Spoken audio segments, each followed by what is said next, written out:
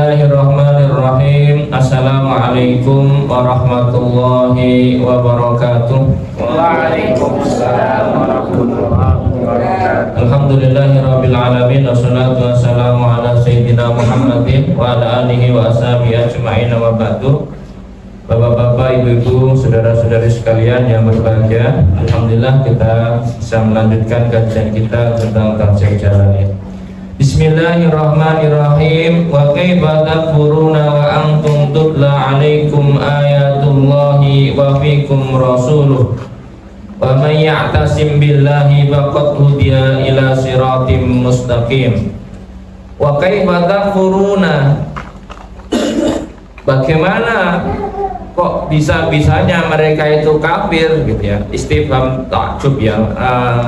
Bagaimananya itu bagaimana sih kok bisa gitu loh, maksudnya takjub itu pertanyaan-pertanyaan yang merasa aneh gitu. Aneh sekali dia kalau bisa kafir. Kenapa? Wa antum tutla alaikum ayatullah, padahal kalian dibacakan kepada kalian itu adalah ayat-ayat Allah. Wa fikum, dan di antara kalian rasuluh, ada rasulnya Allah.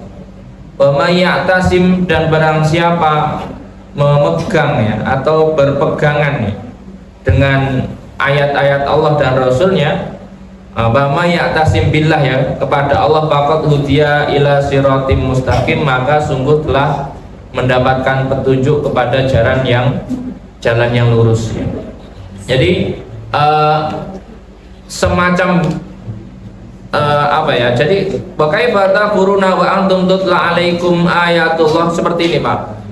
Bagaimana kok bisa kalian itu dibacakan, dikasih ayat Allah, dikasih kitab, kok bisa kafir, kok bisa kafir sementara Rasul juga ada di antara kalian. Apa ya, misalnya ya, semacam ada orang tersesat sementara itu dia bersama guide-nya, itu kan aneh. Bagaimana Anda bisa tersesat sementara Anda punya guide? Jadi bagaimana Anda bisa kafir sementara kamu itu sama Rasulnya? Ini apa untuk pertanyaan yang seperti itulah. Ibarat kata itu pertanyaan, sebenarnya pertanyaan yang takjub kalau di sini dikatakan itu. Jadi aneh sekali gitu. Ibarat kata kalau dalam pepatah di Indonesia itu kan, bagaimana Anda bisa mati sementara ada di lumbung padi, misalkan kayak gitulah. Nggak logis ya. Makanya aneh sekali kalau ada orang itu kafir sementara dia mendapatkan kitab suci dan ada Rasul di antara kehidupan mereka. Itu kan logikanya itu kan nggak bakal dia kafir. Tapi ya itulah kondisi-kondisi orang-orang yang tidak mau menerima Islam waktu itu. Jadi dia itu nggak mengimani kitab mereka, nggak mengimani nabi mereka. Jadi seperti itu. Ya ayyuhalladzina amanu, wahai orang-orang yang beriman, ittaqullaha, bertakwalah kepada Allah, haqqa tuqatih, dengan sebenar-benarnya takwa. Ini perintahnya sebenarnya haqqa tuqatih. Ini sering kita dengar kalau Jumatan Pak. Nanti Bapak Ibu mungkin akan dengar. Ya ayyuhalladzina amanu taqullaha haqqa tuqatih bi ayyuta fala ya'si wa yashkur ya. Sebenarnya haqqa tuqatih itu apa? Haqqa tuqatih itu yang enggak maksiat sama sekali. Wa yashkur, dan bersyukur, fala yakfur, dan tidak kufur ya. Wa yadhkur fala yansa, dan mengingat Allah dan tak pernah lupa. Sebenarnya kalau pengen takwa maksimal itu pertama tidak pernah maksiat, kalau bisa bersyukur selalu, dan selalu ingat Allah, nggak pernah lupa. Faqalu, maka para sahabat Nabi lalu berkata, ya Rasulullah, wa may yaqwi ala hada, lalu siapa yang mampu atas ini ya Rasul? Jadi sahabat Nabi pun ketika mendapatkan ayat ini itu mengajukan keberatan. Siapa sih yang mampu haqqa tuqatih?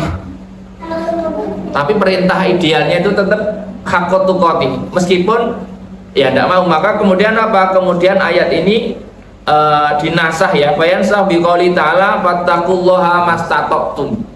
Maka kemudian Allah meringankan beban orang muslim, orang mukmin bertakwa semampunya. Karena Bapak Ibu misalkan disuruh ingat Allah tanpa lupa, mampu enggak? Banyakan lupanya daripada ingatnya ya misalnya ya. Makanya sekarang itu ya kalau bisa haqqatuqati, kalau nggak bisa fattaqullaha mastata'tum, semampu kalian, minimal ya sehari ingat 5 kali minimal Pak. Syukur-syukur ingat terus. Kalau udah ingat terus ini kelasnya sudah kelas wali Pak, minimal wali lah ya. Ingat terus itu ngapain aja ingat Allah Pak. Ya pokoknya latihan sehari ingat Allah penuh. Bapak Ibu kalau pengen nyoba sehari full ingat Allah, kalau bulan Ramadan nanti dicoba. Misalkan hari pertama itu ingat Allah terus, misalkan gitu ya. Kalau nggak ingat gimana supaya nggak salah tidur aman. Jadi bangunnya 2 jam tapi terus sholat, zikir, ngantuk tidur lagi, bangun zikir. Kadang kalau belum terlatih itu ya agak berat gitu. Tapi kalau nanti udah terlatih itu sambil kerja bisa ingat Allah, sambil ngomong anak bisa ingat Allah, sambil masak bisa ingat Allah. Tapi nanti butuh latihan Pak. Itu nanti kalau bisa all day, all time ingat Allah, itu kelasnya sudah kelas wali Pak. Itu Sabdo Pandito Ratu insya Allah ya. Itu kalau dia ngomongnya nggak hati-hati semuanya jadi. Makanya hati-hati sama orang yang nggak banyak omong, jangan-jangan dia dikir terus gitu loh, jangan-jangan gitu. Nah, nanti ketika ngomong sedikit nyelekit jadi, itu ngeri Pak. Makanya orang-orang yang dekat dengan Allah itu kadang-kadang seperti itu. Jadi maka kemudian sahabat Nabi saja itu jujur ya Pak, kalau dia nggak mampu. Jadi sahabat Nabi pun disuruh ingat Allah 24 jam itu juga keberatan. Maka kemudian ada ayat lain dalam Al-Quran ini, wattaqullaha mastata'tum ya, wala tamutunna illa wa antum muslimun, dan jangan sampai kamu mati kecuali kamu dalam kondisi muslim atau bertauhid. Artinya gini, sedablek-dableknya orang, senakal-nakalnya orang, misalnya kalau sudah mau mati misalnya tobato, maksudnya gini, apa ya, sudah tua itu misalnya mudanya itu kurang soleh, sudah tua itu semoga segera bertobat. Itu paling tidak gitu ya. Artinya seenggak-enggaknya itu kalau ndablek itu ya sebelum mati. Pokoknya jangan sampai mati dalam kondisi ndablek. Makanya sebenarnya ya tidak ada orang yang memang mungkin maksimal secara ketakwaan, tapi paling tidak kalau sudah ada tanda-tanda kematian bisa mempersiapkan untuk lebih soleh. Tanda-tanda kematian itu ya sakit yang cukup lama misalnya, atau tua, atau hal-hal yang mungkin sudah paham kalau mau mati misalnya. Entah kenapa ya, misalnya apa ya, biasanya orang itu kan kalau diberikan kesempatan oleh Allah untuk baik itu sebelum mati dikasih kesempatan untuk sadar. Entah karena misalnya ada naudzubillah ya, misalnya ada bencana gitu ya, ada bencana, sudah sadar dia nggak bakal selamat nih potensinya, paling tidak itu disitulah dia harus bertobat. Siapa tahu diterima. Jangan sampai mati masih belum tobat ya. Jangan sampai kayak Fir'aun yang sudah nazak baru tobat, itu nggak diterima, kira-kira begitu. Fir'aun lah ya Pak ya, tapi kalau orang lain nggak tahu diterima atau tidak. Tapi setidaknya perintahnya Allah, wala tamutunna illa wa antum, syukur baik terus. Makanya kenapa sih ada orang itu selalu baik? Orang-orang itu selalu baik biasanya karena selalu ingat mati. Tapi kalau terlalu muda terus ingat mati terus itu ya kurang seru ya, maksudnya ya ingat mati tapi jangan 24 jam ingat mati terus ya. Bagus sih, cuman ya hidup dulu lah, ingat hidup gitu lah maksudnya ya. Maksudnya hiduplah sambil ingat mati, jangan terus enggak besok paling mati terus enggak ngapa-ngapain gitu, jangan ya. Maksudnya kalau orang persiapan ingat mati itu kan persiapan untuk berbuat baik, sehari-harinya dilakukan untuk berbuat baik, siapa tahu nanti umurnya nggak cukup panjang. Maksudnya gitu loh. Bukan berarti terus besok paling mati, udahlah nggak usah ngapa-ngapain. Besok ternyata masih hidup, besok begitu lagi. Wassalam. Kalau semuanya orang begitu kacau ini.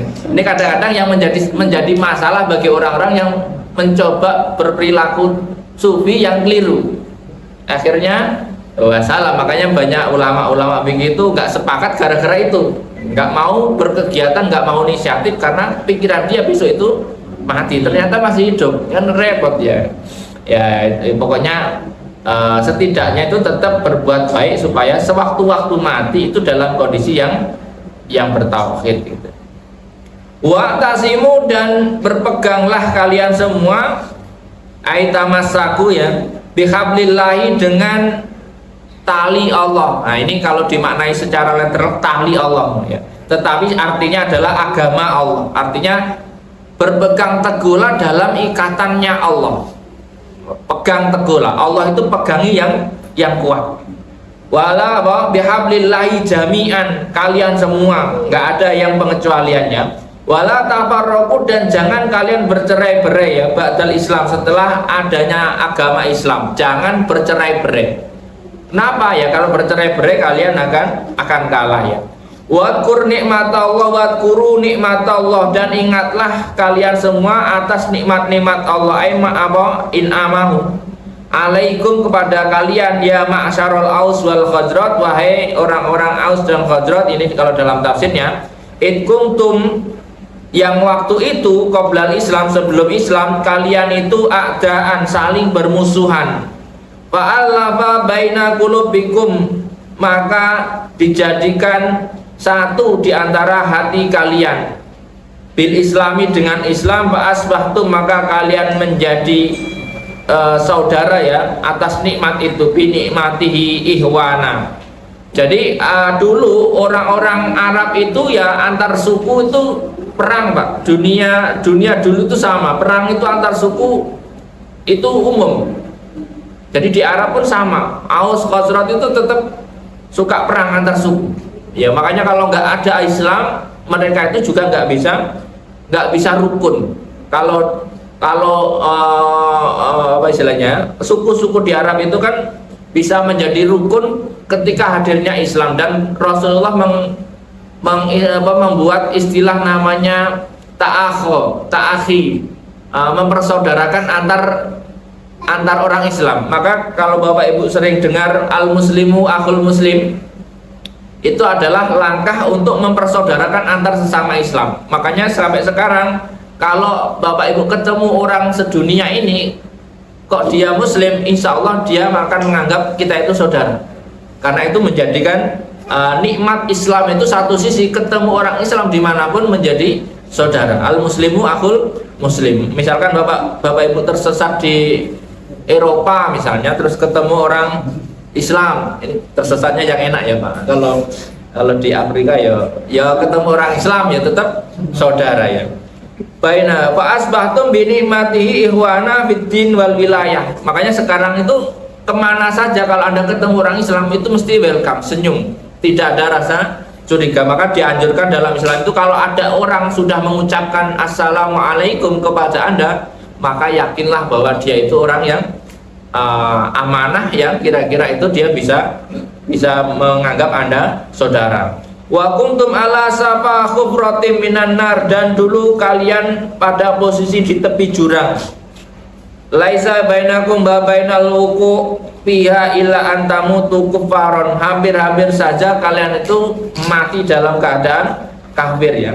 Fa anqadakum minha, maka diselamatkanlah kalian dari sana, bil imani, dengan iman.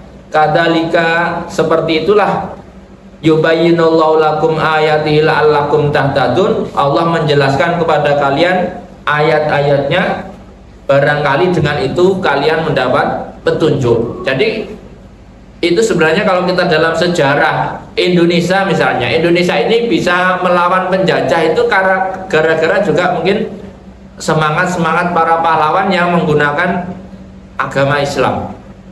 Makanya kemudian muncul fatwa November, 10 November misalnya begitu ya, resolusi jihad itu. Kalau nggak ada semangat itu untuk membela itu ya agak susah. Membela apa istilahnya, tanah air itu juga agak berat. Orang berani berkorban itu ya tidak mudah ya gitu.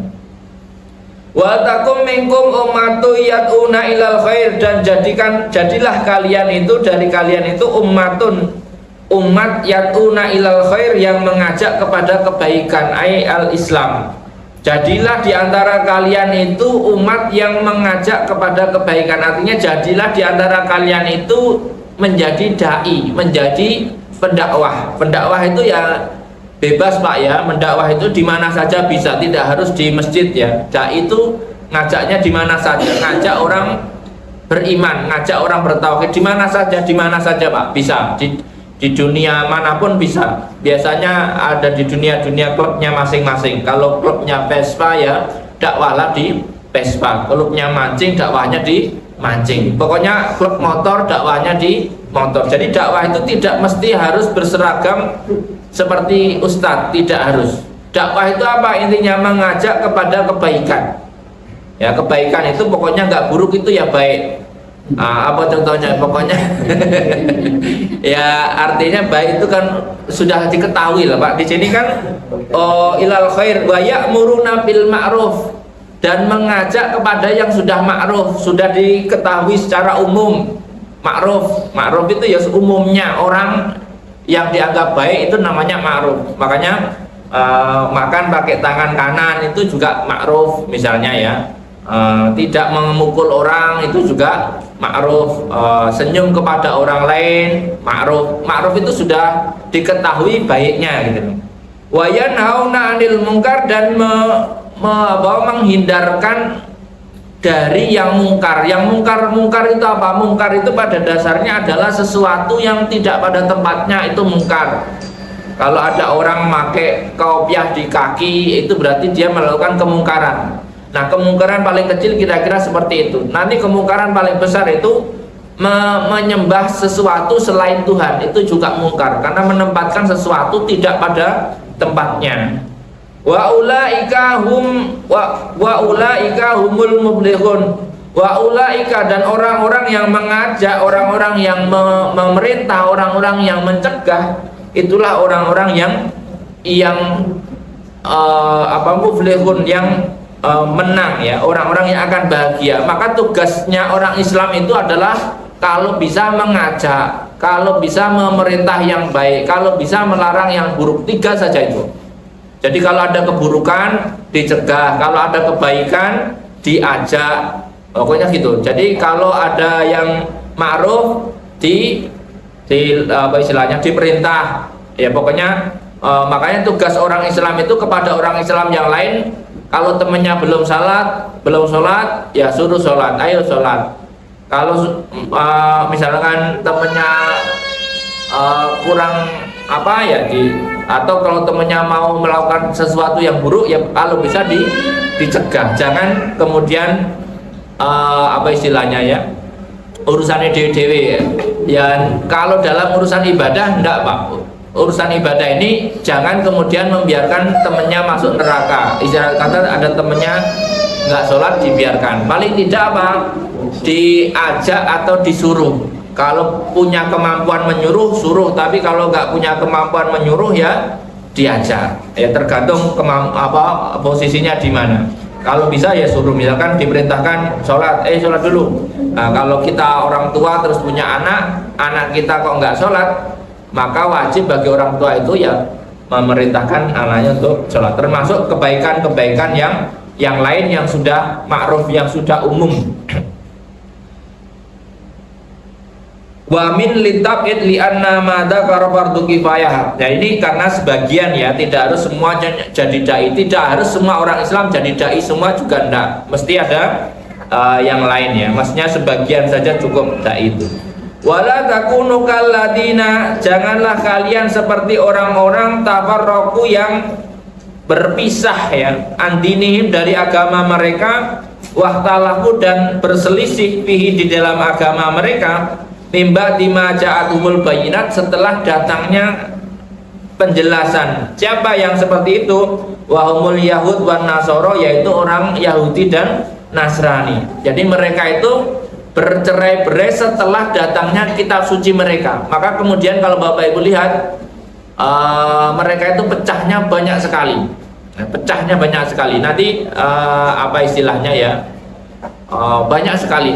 Makanya antara satu dengan yang lain itu tidak ketemu. Ya kira-kira begitu. Masjidnya atau tempat ibadahnya saja itu tidak ketemu. Jamaah ini nggak bisa di jamaah sono. Kalau di dalam Islam ya siapapun orangnya, masjidnya ya harus boleh diakses semua orang Islam sama. Wa ulaika, dan mereka itu lahum, kepada mereka adabun, adab adimun yang besar ya. Makanya jangan seperti mereka. Wala takunu kalladzina tafarraqu, artinya jangan meniru mereka. Kalau nggak cocok pecah bikin agama baru.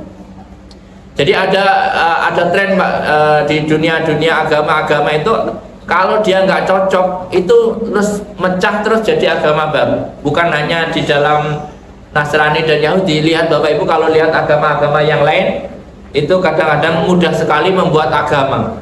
Misalkan ada yang aneh langsung disembah jadi agama baru. Nah di Indonesia itu kadang-kadang ada orang-orang yang iseng gitu ya, dikit-dikit bikin aliran baru, nanti terus jadi agama. Jangan diikuti orang-orang seperti itu ya. Artinya orang-orang yang dikit-dikit pecah terus bikin agama baru. Nah di Indonesia itu cukup kalau pecah itu ya ormas-ormas saja lah, tidak apa-apa. Kalau misalkan bertengkar nggak cocok bikin ormas baru, tidak apa-apa. Tapi bukan agama baru. Wala takunu kalladzina tafarraqu, tadi sudah ya. Yauma tabyaddu wujuh wa taswaddu wujuh. Di hari yang wajah-wajah menjadi putih dan menjadi hitam ya. Ayyaumal qiyamah, artinya di hari kiamat. Fa amal ladzina swaddat wujuhuhum, kapan orang-orang itu akan diberi adab, yaitu yauma taswaddu wujuh, yauma tabyaddu wujuh wa yauma taswaddu wujuh ya. Di hari kiamat artinya wajah itu memutih atau menghitam. Nanti di hari kiamat pilihannya itu cuma dua Pak. Orang itu wajahnya hitam atau wajahnya putih. Jadi nanti malaikat itu nyeroknya gampang Pak. Jadi kalau malaikat penjaga itu apa bahasanya kan, kalau putih sama hitam itu loh Pak, apa namanya, sortir. Nah ya sekarang saja kan sortir itu pakai mesin, kalau warnanya beda langsung cuti gitu Pak.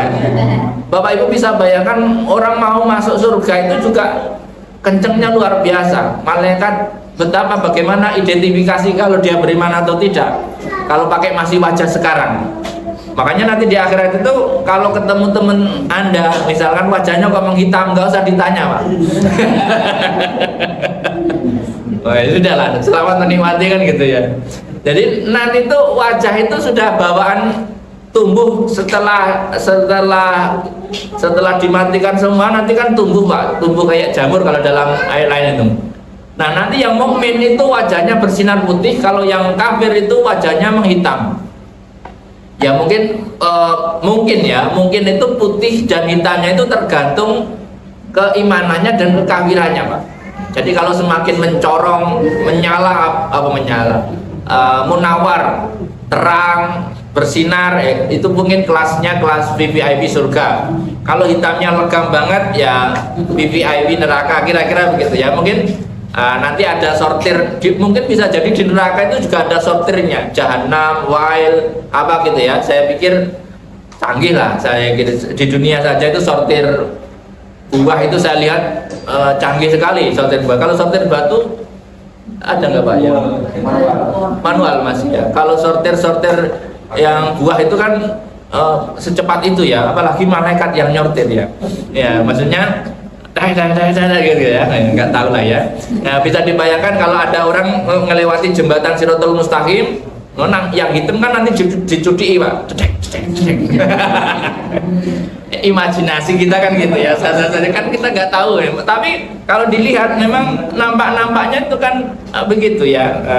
Dan ada neraka kan juga punya apa namanya, gandol apa itu, untuk narik orang yang dia kan nariknya sesuai dengan warna tadi, ada magnet warna itu mungkin pakai air, bisa jadi lebih dari jangan-jangan ya, mungkin Bisa, kalau bayangan kita sekarang itu kan seperti itu. Kalau dulu zaman tafsir ini dicetak kan belum secanggih sekarang. Maka kalau kita bayangannya masih kayak ulama dulu ya ketinggalan, bayanginya saja ketinggalan ya.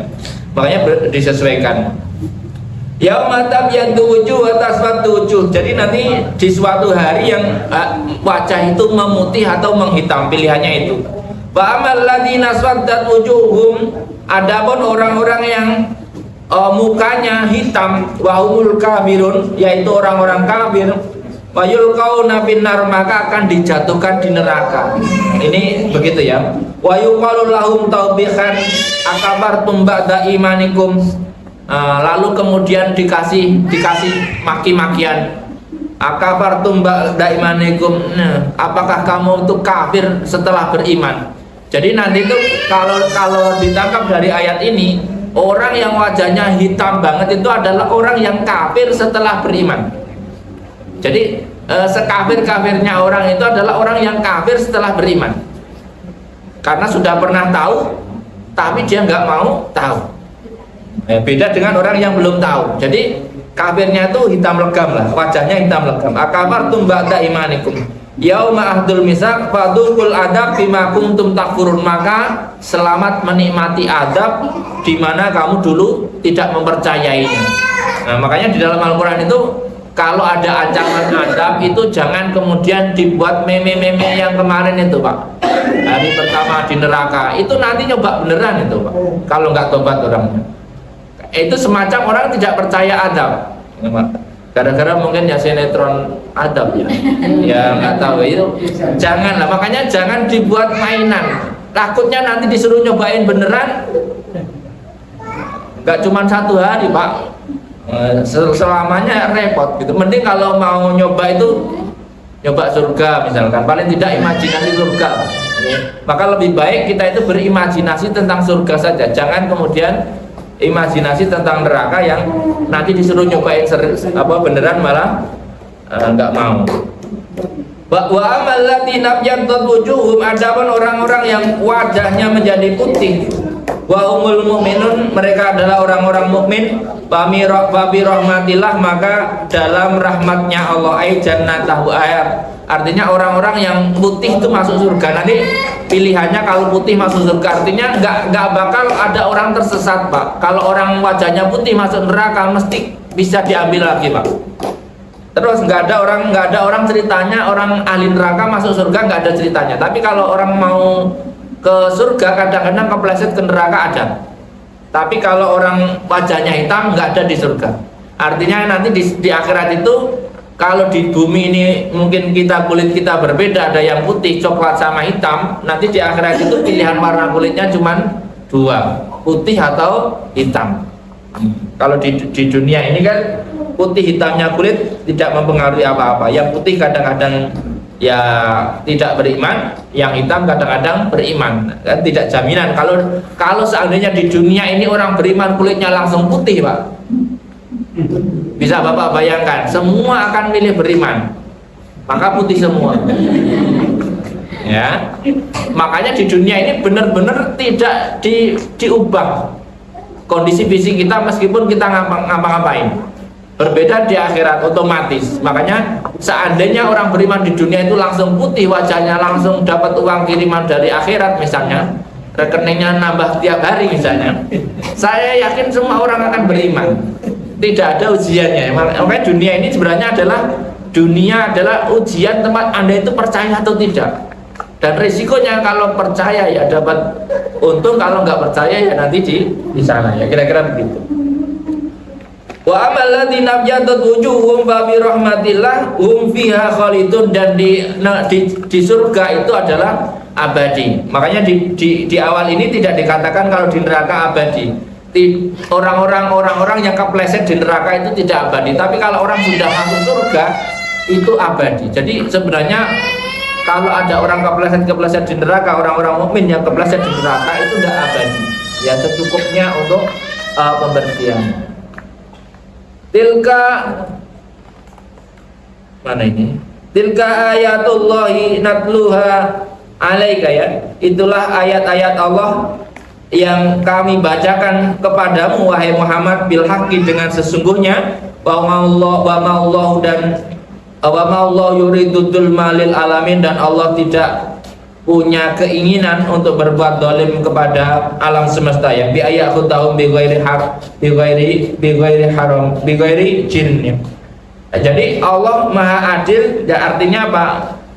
Allah ya tidak akan memasukkan neraka orang-orang yang berbuat baik dan tidak akan memasukkan surga orang-orang yang berbuat buruk. Artinya wa ma'allahu yuridu dzulma lil alamin, Allah itu tidak akan berbuat zalim terhadap alam ini. Jadi artinya sistem di alam ini pada dasarnya adalah bagian dari keadilan Allah. Jadi apapun yang kita lakukan sebenarnya adalah sesuai dengan apa yang kita lakukan, akibat itu sesuai dengan apa yang kita lakukan.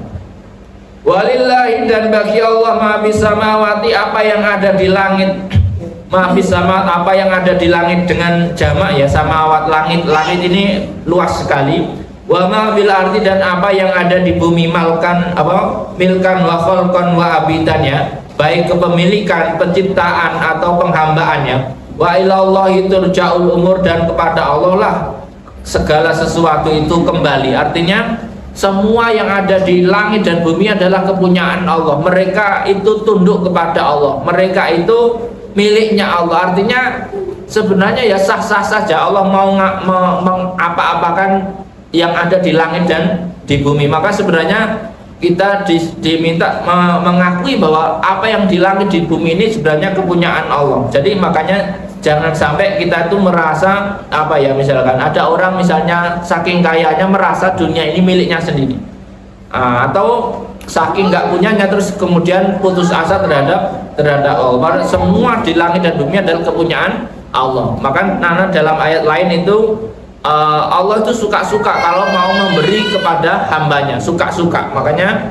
kadang kita itu diberikan hal-hal di luar normalnya orang ya. Kuntum khaira ummatin, kalian ini wahai umat Muhammad, kata Allah, khaira ummatin, sebagus-bagusnya umat, ukhrijat yang ditambahkan linnasi di dalam kepada manusia ya.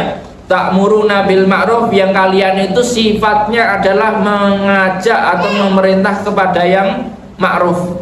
Wa tanhauna 'anil munkar, dan mencegah dari kemungkaran. Wa tu'minuna billah, dan beriman kepada Allah. Walau amana ahlul kitab lakana khairul lahum, kalau saja orang-orang ahlul kitab itu beriman maka itu baik bagi mereka. Minhumul mu'minun, sebagian mereka ada yang beriman ka Abdullah bin Salam, seperti Abdullah bin Salam ya, wa ashabau, dan teman-temannya Abdullah bin Salam. Wa aktsaruhumul fasikun, akan tetapi kebanyakan dari mereka adalah orang-orang yang fasik atau orang-orang yang kafir. Di saat itu Rasulullah SAW dipuji oleh Allah ya. Rasul dan sahabatnya itu dipuji. Kuntum khaira ummatin ukhrijat linnas ta'muruna bil ma'ruf wa tanhauna 'anil munkar wa tu'minuna billah. Jadi amar ma'ruf nahi munkar ini adalah langkah awal menunjukkan sifat keimanan seseorang. Pokoknya kalau ada kemungkaran kok orang itu diem, berarti dia imannya lemah. Ada kemakrufan kok nggak diperintahkan kepada teman-temannya, itu berarti ya kurang. Makanya kalau ada kebaikan kita disuruh ngajak teman-teman kita, kalau ada keburukan kita disuruh melarang diri kita dan teman-teman kita. Itu adalah sikapnya orang-orang mukmin. Wa tu'minuna billah, dan beriman kepada Allah. Dasarnya kalau orang beriman kepada Allah tadi ya, kita tidak akan berbuat dolim mestinya. Makanya kalau ada orang masih berbuat dolim, mungkin sedang lupa dengan Allah, atau imannya sedang lemah. Sebagian dari ahlu kitab itu masuk Islam, dalam artian sebagian itu ketika dibacakan Quran mereka itu beriman. Tetapi wa aktsaruhumul fasikun, tetapi sebagian besar itu fasik. Fasik itu apa? Fasik itu sudah tahu benar tapi nggak mau percaya, Pak. Jadi kalau Bapak Ibu lihat orang debat-debat di TV misalkan, sudah tahu benar tapi nggak mau mengakui, itu model-model orang fasik. Sudah tahu debat misalnya, sudah tahu yang benar ini, tapi tetap saja begitu, Itu ciri-ciri orang-orang fasik. Orang fasik itu apa ya? Kalau mendengar kebenaran dia nggak mau mengakui meskipun dalam hatinya dia tahu itu benar. Apa ya?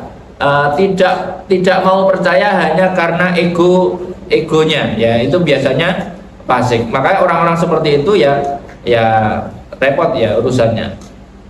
La yadurrukum, tidak akan membahayakan kepada diri kalian. Siapa? Yaitu orang Yahudi, ya ma'syarul muslimin bisyai'in.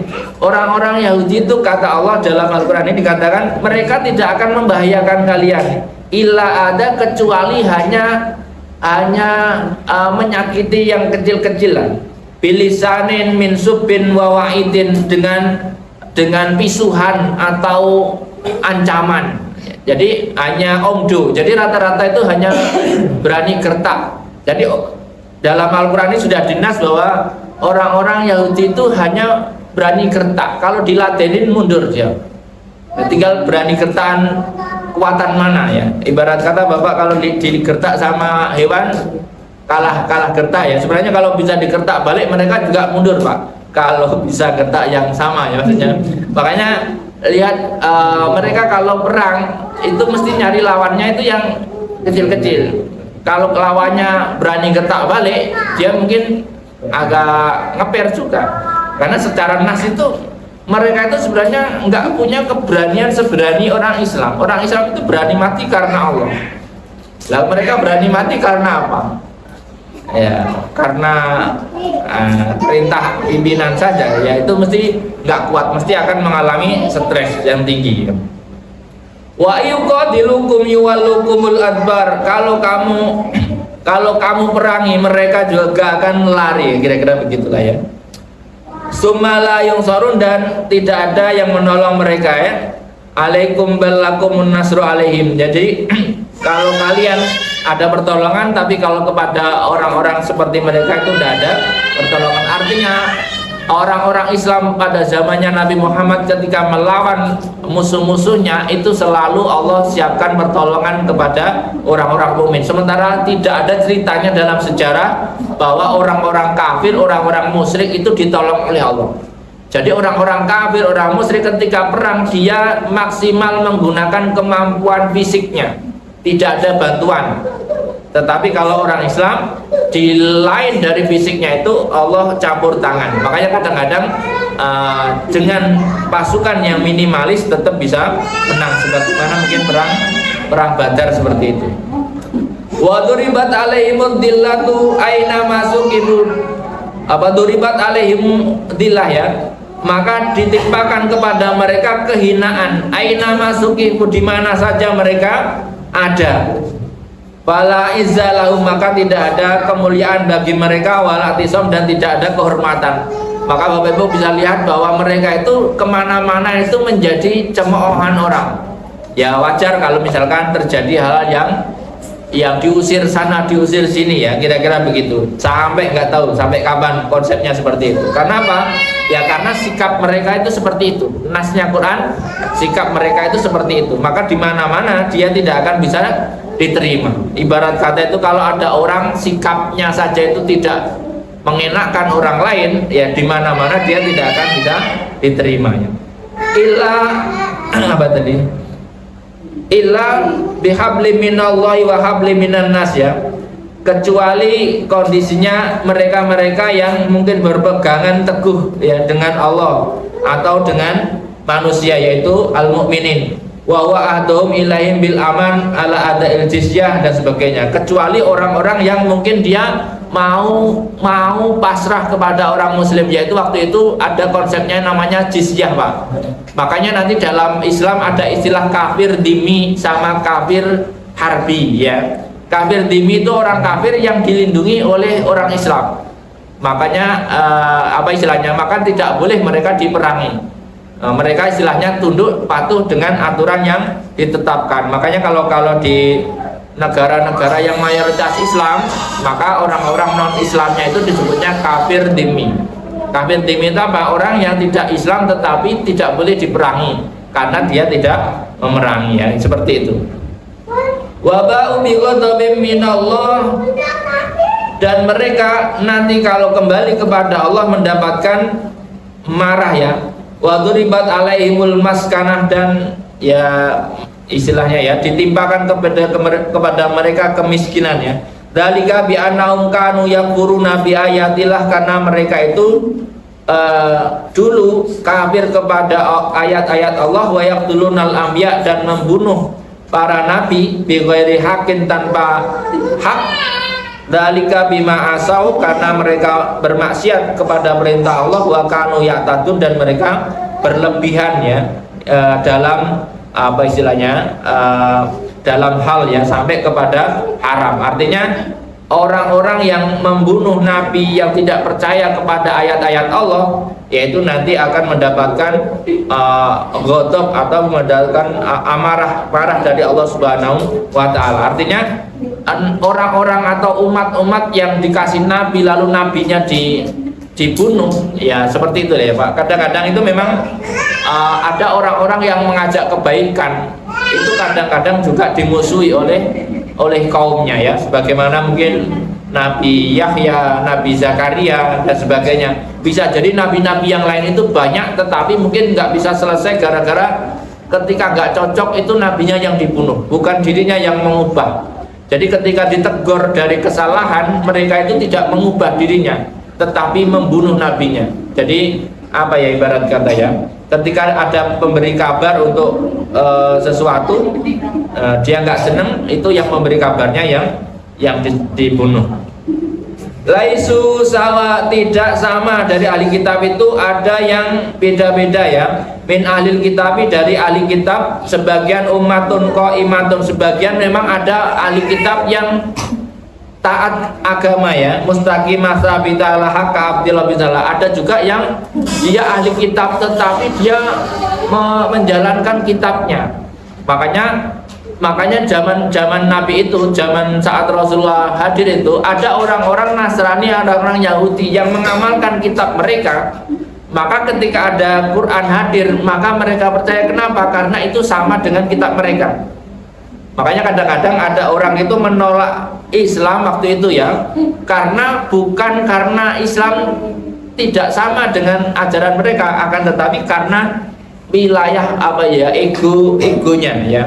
Maka dikatakan di sini sebagian ada orang-orang yang baik dari ahli kitab itu. Di antaranya adalah Abdullah bin Salamnya dan sahabat-sahabatnya ya. Yatluna ayatillahi ana alil, yang mereka selalu membaca ayat-ayat Allah sepanjang malamnya. Wahum yasjudun, dan mereka bersujud. Artinya orang-orang yang taat beribadah, suka membaca kitabnya, pada dasarnya itu ketika ada wahyu yang sama dari Tuhan yang sama, mestinya mereka juga akan beriman. Yu'minuna billah, mereka beriman kepada Allah, wal yaumil akhir, dan hari akhir. Wa ya'muruna bil ma'ruf, dan mereka juga memerintahkan yang ma'ruf.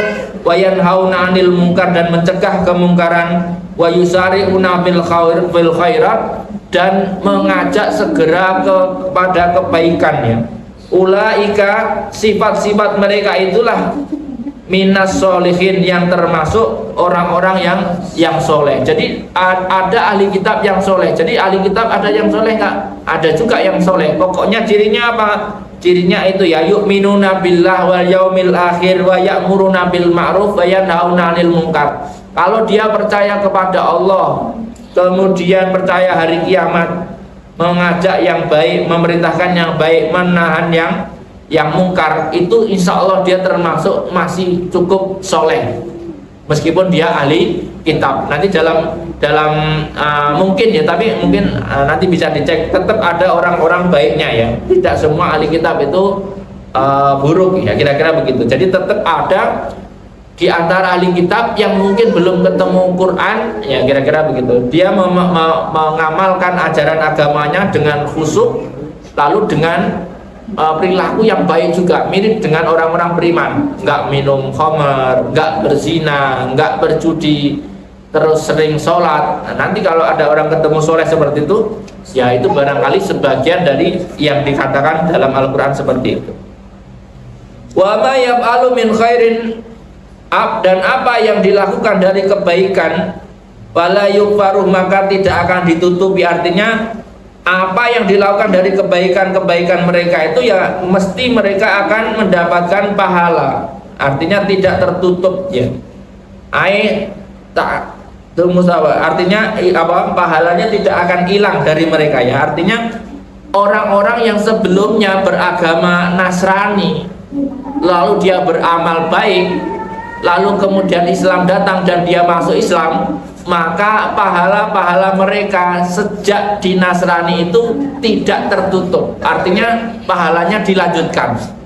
Jadi bedanya dengan orang yang baru masuk Islam. Jadi ada perbedaan begitu, Pak. Jadi kalau ada orang asalnya agama samawi sebelumnya dan dia soleh, lalu dia baru ketemu dengan Quran, lalu kemudian masuk Islam, maka kalau dari ayat ini dilihat bahwa pahala-pahala sebelumnya itu tidak dikosongkan, tetapi ditambahkan, dilanjutkan. Kebaikannya terhitung dilanjutkan, tidak mulai dari nol.